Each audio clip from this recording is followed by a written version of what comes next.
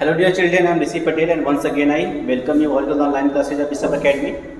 Dear children, as you know that we have started the first lesson of history and we have finished some of the topics of French Revolution. That French Revolution की story France की है. इसके बाद कौन से major जो causes थे जिसकी वजह से लोग डिससेटिस्फाई थे. It means that the society of the structure of society was not good, was not fair. Okay, the system of taxation was not fair. It means that the people were not happy with the system of taxation. It means that the people who were poor, it means the third state, okay, paid all the taxes, and the two states, okay, it means the clergy and noble who were very rich, so they were free from giving taxes. So the society, the structure of society and the structure of tax was not good there, so the people of France were not happy. Okay, so what we have finished there, the division of society only. एक ही हमने system को क्या किया था, उसको हमने complete किया था. एक जो हमारा फैक्टर था, एक कॉज था. Now will come on the next cause, that is the struggle for survival. We all know that the third state, the people of third state were not happy with the system of France. Okay, and after some time one more problem was created in France and that was what, that was the shortage of food. So as we can see here, because of the increasing in population, okay, from 1715 to 1789, the population of France was rose from 23 million to 28 million. Okay, it means यहाँ पे क्या हुआ, यहाँ पे population increase हो रहा है. But the farmers who were not satisfied with the system, so they were not interested in agriculture. उनको अब मन नहीं लगता था कि हम एग्रीकल्चर करें, क्योंकि जो मैक्सिमम प्रोडक्शन है वो किंग अपने पास लेके चले जा रहे हैं, जो मिनिस्टर हैं वो अपने पास लेके चले जा रहे हैं. और जब उनका मन नहीं लगता था तो प्रोडक्शन भी क्या होता था, बहुत लो हो गया था. और प्रोडक्शन लो होता गया, पॉपुलेशन इंक्रीज होता गया. तो that's why one problem was created. It means the supply of food was low and the demand became high. तो जब भी सप्लाई लो होगी, डिमांड हाई होगा, तो किसी भी चीज़ का जो प्राइस होगा वो क्या हो जाता है, बहुत ही रैपिडली हाई हो जाता है, ग्रोथ हो जाता है. और इसके बाद वही हुआ, सिचुएशन आया कि this rapid increase in demand for food grains market में नहीं आते थे, उनकी ब्लैक होल्डिंग्स भी होती थी. ओके, एंड नेक्स्ट जब वो फूड ग्रेन्स नहीं आएंगे तो उनकी जो प्राइस होगी वो क्या हो जाएगी, बहुत ही ज़्यादा हाई हो जाएगी. और इस हाई प्राइस पे जो पुअर्स होंगे वो उसको खरीद नहीं पाएंगे. And when the poors were not able to get these basic things, it means if they were not able to get rice, okay, vegetables, a special type of crisis was present there. Okay, and that was what, that was subsistence crisis. So subsistence crisis was, it is an extreme situation, it is a special situation in which the poor or you can say when the people were not able to get the basic things. तो जब लोग basic जो things है या basic means of livelihood है वो खतरे में आ जाए या जब उनको ना मिले, तो इसी को हम कहते हैं क्या, सबसिस्टेंस क्राइसिस. तो ऐसा क्राइसिस जिसमें लोग अब जिंदा भी नहीं रह पा रहे हैं क्योंकि उनको बेसिक चीज़ें नहीं मिल रही. ओके, इसके बाद कुछ चेंजेस शुरू होते हैं फ्रांस में.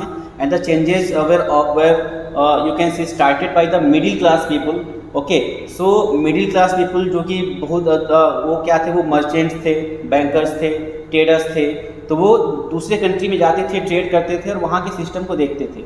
And there they saw that the people were living very happily, okay, with the government और even with the monarch. Okay, वो अपने राजा के साथ भी बहुत खुश थे, उनको राइट्स दिए जाते थे, उनके साथ किसी का डिस्क्रिमिनेशन नहीं था, टैक्सेशन का सिस्टम भी गुड सही था. तो वो लोग जब उस दूसरे कंट्री में देख के अपने कंट्री मीन्स फ्रांस में वो वापस आते हैं, ये लोग मीन्स जो मिडिल क्लास के जो लोग होते हैं, so they wanted to change the society in France also. That why we are living in this situation, कि वहाँ भी मोनार्की सिस्टम है, मतलब कि दूसरे कंट्री में मोनार्की सिस्टम है, लेकिन वहाँ पे लोग हैप्पीली रह रहे हैं. लेकिन हमारे वहाँ सिस्टम इस तरह से है कि यहाँ पे हमको हमारे ऊपर बहुत ज़्यादा बर्डन डाला जा रहा है टैक्स का या फिर जो भी वर्क का. Okay, so this third you can say the middle class people were, so they were specially merchants, manufacturers, lawyers. So they were some educated people of poor society. तो पुअर सोसाइटी के वो लोग जो थोड़े पढ़े लिखे थे, जिन्होंने कुछ बिजनेस स्टार्ट किया हुआ था. ओके, तो वो मिडिल क्लास में आते थे और उनका जो माइंड थोड़ा सा ब्रॉड था, क्योंकि वो बहुत सारे कंट्री को घूम के आए थे और उनको पता था कि जो सिस्टम अलग जो कंट्री है वहाँ पे उसको हमको क्या करना है, फ्रांस में भी लाना है. So they started to force the government, force the king that you should change the system, you should change the taxation system or all the you should give the privileges or some rights to common people. Okay, तो ये कुछ उनकी demand थी. इसके साथ साथ अगर हम देखेंगे कि थर्ड जो हमारे जो मिडिल क्लास जो के लोग थे, उसके साथ साथ फ्रांस में खुद कुछ ऐसे फिलोसफर्स थे, ओके, ऑथर्स थे, राइटर्स थे, पोएट्स थे, उन्होंने भी जो पुअर जो थे उनके कंडीशन को बताने के लिए बहुत सारे बुक्स को लिखा, बहुत सारी अपनी थ्योरीज दी. Okay, and some of the philosopher that you can see here like John Locke, he wrote 2 treatises of government. Okay, Jean Jacques Rousseau, he wrote was the social contract. Okay, the Montesquieu, he wrote was spirit of the law. So these were the philosophers who totally criticized the monarchical system, who totally criticized the absolute power of king, the uncontrolled power of king. वो नहीं चाहते थे कि जो king का जो power हो वो अनकंट्रोल्ड हो, किसी का कंट्रोल उस पर ना रहे. वो चाहते थे किंग जो हो वो क्या हो, किसी के कंट्रोल में, लोगों के कंट्रोल में हो. अगर वो लोगों के कंट्रोल में रहेगा तो डेफिनेट सी बात है वो क्या होगा, वो लोगों के लिए काम करेगा. So middle class and this philosopher, so they played a very important role in changing the structure of society, as you can say in creating the feeling of revolution in France. Okay, and what was the recent cause of France revolution. अभी तक तो हमने देख लिया कि ये कुछ causes थे. अब कुछ ऐसा भी कॉज होता है जो रिसेंट कॉज होता है, उसके बाद लोग अब एकदम घबरा जाते हैं और वो लोग अब सोचते हैं कि अब हमको क्या करना है, अब हमको रेवोल्यूशन स्टार्ट करना ही करना है. और वो कॉज ये था the calling of the state general. तो ये ऐसा स्टेट जनरल का मतलब जो फर्स्ट सेकेंड और स्टेट के जो ग्रुप थे, ठीक है, उनके कुछ मेंबर्स होते थे, उन्हीं का एक ग्रुप था जिसको स्टेट जनरल कहा जाता था. और ये सिस्टम क्या था कि किंग को कभी भी जब भी वो लगता था कि हमारे पास पैसे की कमी हो गई है, ठीक है, तो ये सोचता था कि हमको क्या करना है, हमको कैसे पैसा कलेक्ट करना है फिर से. और उसके पास एक बहुत अच्छा सिस्टम था कि whenever he wanted to collect more money, so he imposed new taxes on people. कि जैसे उसको लगता था कि अब हमको पैसा चाहिए तो वो क्या सोचता था कि नया टैक्स ला देते हैं और लोग नया टैक्स देंगे तो हमारे पास पैसा भी ज़्यादा आने लगेगा. So it was the system there. And once again Louis 16 who was the king on that time, okay, he called the meeting of state general. अब स्टेट जनरल के पास ही पावर था कि क्या करना है. वहाँ पे वोटिंग होती थी और वोटिंग होने के बाद जिसकी मेजॉरिटी आती थी वो उसी की बात को माना जाता था कि टैक्स लगाया जाए कि नहीं लगाया जाए.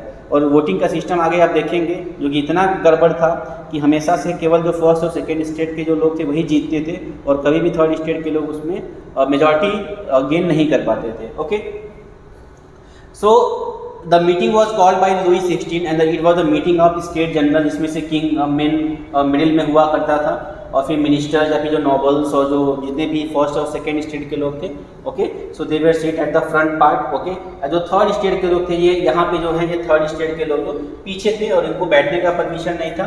इट मीन्स वो खड़े रहते थे और खड़े होकर बातों को सुनते थे. And one more thing that womens were not allowed to enter in this meeting. Womens को परमिशन नहीं था मीटिंग के लिए. Okay, then what was the system of voting? So listen it or and see it very carefully that what was the system of voting. तो इसमें जो voting होती थी वो क्या होता था, बाय हेड और बाय ऑर्डर होता था. मतलब 3 स्टेट्स थे और 3 स्टेट के पास एक एक वोट होता था. एक वोट था फर्स्ट स्टेट के पास, एक वोट था सेकेंड स्टेट के पास और एक वोट होता था थर्ड स्टेट के बाद. और हमेशा से जो वोटिंग होती थी फर्स्ट और स्टेट, क्योंकि एक टाइप के लोग थे and they did not want to change anything, they wanted to exploit the poor, so they never go against to each other. तो पहला और दूसरा स्टेट कभी एक दूसरे के अगेंस्ट नहीं जाता था और अपने फेवर में वोटिंग कर देता था. और अपने फेवर में वोटिंग करेगा तो इसका मतलब क्या है, इसका मतलब 2 वोट इनका हो जाएगा, एक वोट जो होगा वो बचेगा थर्ड स्टेट का, जिसका कोई मतलब नहीं था. और फिर से किंग यही करने जा रहा था. But the system was different there कि अब जो इस मीटिंग में जो लोग इकट्ठे हुए थे, अभी हम जो फिगर दिखाएं उसमें अब जो मिडिल क्लास के लोग भी हैं. Okay, and the middle class people means that they wanted to change the system of voting also. It means कि दे बिलीव कि कभी ये हो नहीं सकता है कि फर्स्ट और सेकेंड स्टेट अलग होंगे तो उनकी मेजॉरिटी हमेशा रहेगी. So they ask for voting system, okay, not according to the group but according to the number of people. Okay, state wise voting नहीं होनी चाहिए बल्कि जो टोटल जो होते हैं. ओके, इट मीन्स जो सिस्टम अभी हमारे पास है कि हमारा ऐसा नहीं होता है कि किसी ग्रुप वाइज होता है. Means everyone has 1 vote, has a right of 1 vote. और वही वोटिंग सिस्टम के बारे में वो डिमांड करते थे. Okay, that the voting should be done with means on the basis of all the members, not on the basis of state और group के बेस पर ही होना चाहिए। सारे लोग क्या होंगे, इकट्ठे होंगे और वो वोट करेंगे। और ये बात फर्स्ट और सेकेंड स्टेट के लोगों को भी पता थी कि पॉपुलेशन हम देख चुके थे डेट अबाउट 98% पॉपुलेशन, ओके, किसका था, थर्ड स्टेट का, और कभी भी वोटिंग होती तो वही जीतते, ओके। तो फिर ये क्या करते हैं, उनकी बात को माना नहीं आता, डेफिनेट सी बात है दैट लुई 16, ओके, या फिर कोई भी किंग होता so he never accepted their demand, और ये वो यही हुआ, उन्होंने इनकी डिमांड को माना नहीं और फिर इसको ये छोड़ के क्या करते हैं, वो इस मीटिंग को चले जाते हैं, ओके। नेक्स्ट क्या होता है, जब वो मीटिंग को छोड़ के आते हैं so they form their own organisation.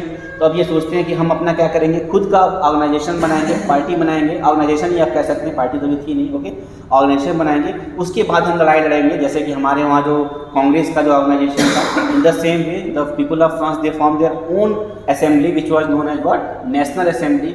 और उन्होंने क्या किया, उन्होंने डिक्लेयर किया कि जब तक हम मार्केट सिस्टम को ख़त्म नहीं करेंगे, किंग के पावर को कम नहीं करेंगे, तब तक हम चैन से नहीं रहेंगे। So they form their own organisation, the National Assembly. It means that the National Assembly was organised by the people of third state, okay. So dear children, this is all the causes, about all the causes of French revolution. सारे cause हमको पता हो गए। अब कैसे story आगे बढ़ती है, okay, we will see in the next video, okay, thank you.